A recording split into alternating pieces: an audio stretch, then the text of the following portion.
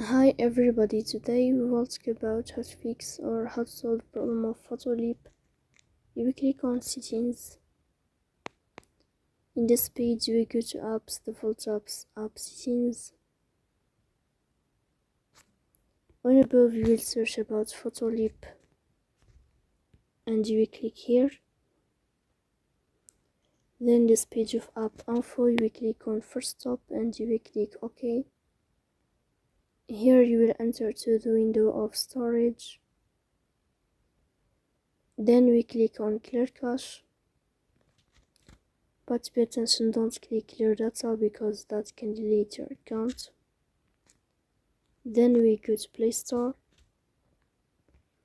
You will search about the application of Photoleap.